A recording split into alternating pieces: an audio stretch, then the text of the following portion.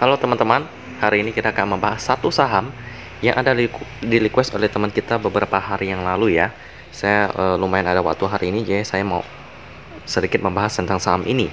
Kita akan membahas saham dengan nama Kabrindo Murti Tbk dengan kode emiten KBLM atau kita panggil aja KBLM. Ini merupakan perusahaan yang bergerak di bidang produsen kabel, tapi bukan kabel fiber optik sama seperti CCSI yang dipakai untuk keperluan jaringan internet dan lain-lain, tapi mereka ini berbeda. Kabel yang mereka produksi ini merupakan kabel yang dipakai untuk logistik listrik ya, maksudnya dalam arus listrik, jadi bukan untuk yang fiber optik. Kita lihat dulu sejarah daripada mereka didirikan pada 1972 dengan tujuan menjadi perusahaan kabel terkemuka di Indonesia, terus bertumbuh kuat untuk menjadi jawaban atas kebutuhan kabel berkualitas tinggi di Indonesia dan juga di dunia. Untuk sejarah mereka yang lebih panjang lagi, di sini kita bisa lihat mereka dibangun oleh NKF sebagai perusahaan penanaman modal asing. Pabrik utama dibangun dan dioperasikan untuk produksi bel konduktor dan lain-lain, kita bisa lihat di sini. Lalu 79 menjadi perusahaan penanaman modal dalam negeri. Lalu tahun 80 dan lain-lain produk-produk mereka kita bisa lihat di sini. Tahun 92 menjadi perusahaan publik dengan mengeluarkan 3.100.000 saham pada saat IPO di Bursa Efek Jakarta. Sekarang udah bernama Bursa Efek Indonesia dengan kode KBLM dan jumlah saham sebanyak 14 juta saham ya. Jadi ya dikeluarkan sekitar berapa persen itu ya, sekitaran 20%. Lalu 95 melakukan pembagian saham bonus dan sekalian melakukan reissue untuk penambahan modal mereka. 97 penambahan TBK pada nama perusahaan menjadi PT Kabrindo Murti Tbk. 2001 melakukan restrukturisasi hutang perusahaan dan beberapa produk mereka yang baru. 2007 melakukan kuasi reorganisasi. 2010 pabrik special cable dibangun dan dioperasikan, melakukan reissue juga. Lalu 2019 pabrik bearing wire dibangun dan dioperasikan. 2021 memperkuat posisinya untuk menjadi produsen kabel terkemuka di pasar Indonesia dan internasional. Produk-produk mereka beberapa diantaranya ada bearing wire yang kita bisa lihat di sini untuk keperluan building bangunan. Lalu selanjutnya produk mereka ada power cable, copper conductor, PVC insulation. Desainnya itu berbeda-beda tiap aplikasinya, tergantung mereka mau dipasang di mana. SNI, IEC juga ada. Lalu selanjutnya produk mereka ada aluminium conductor with reinforced steel. Ini dia. Lalu yang terakhir produk mereka adalah special cable, PVC insulation. Dan itulah beberapa produk daripada KBLM.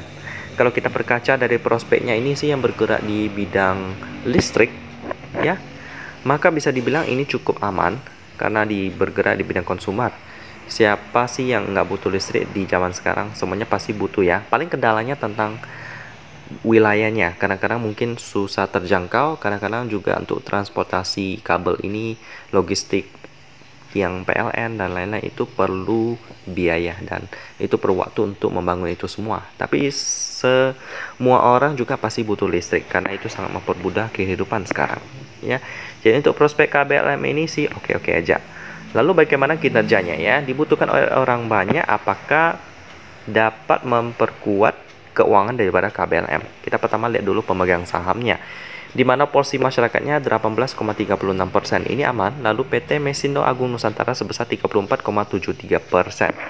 Kalau kita lihat di sini di Google nggak ada berita-berita apa-apa ya, jadi kita lewatkan aja. Selanjutnya kita lihat statistik mereka di tahun 2022 meningkat drastis ya, setelah tahun sebelumnya 2021 minus cukup parah.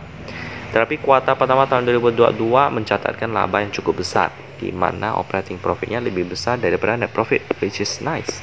Dengan PL-nya juga cukup bagus, 7,72 kali. Lalu dengan operating profit margin 2%, ini tipis sih. Net profit margin juga 2% doang, ini tipis. Quick ratio-nya 102%. Dan juga mereka cukup rajin bagi dividennya sejak IPO tahun 92. Untuk turnover di sesi pertama ini mereka 966 juta rupiah. Dikit lagi sih dapat mencapai turnover harian target saya. Jadi ya kemungkinan KBLM ini bisa mencapai sih. Mereka pergerakannya beberapa hari yang lalu gila banget ya. Dari harga 213 sampai 292. Itu kenaikannya sih tinggi banget. Itu sekitar kalau kita hitung-hitung 40% ya. Kenaikannya sampai 40%. Udah naik banget sih. So, apakah KBLM ini menarik untuk diinvestasikan? Bagi saya sih ya pairnya standar aja ya. Jadi masih oke lah kalau teman-teman mau investasi ke KBLM yang request video ini, boleh. Cuma jangan lupa untuk melakukan diversifikasi biar aman investasinya. Kalau misalnya satu sektor lagi down, yang sektor lain bisa mendukung. Lalu untuk itu juga harus pakai uang dingin biar nanti kalau misalnya saham ini tiba-tiba stagnan lama nih atau malahan turun terus dia stagnan. Jadi teman-teman dalam posisi loss biar aman investasinya yaitu pakai uang dingin biar nggak panik cut loss gitu kan, nanti beneran nggak dapat apa-apa tapi rugi terus ya, itu juga nggak benar. Jadi kita perlu melakukan diversifikasi dan pakai uang dingin ya. Tapi KBLM ini sih lolos, jadi boleh-boleh aja. Demikian pembahasan tentang KBLM, perusahaan yang bergerak di bidang produsen kabel listrik. Dan kita ketemu lagi di video selanjutnya.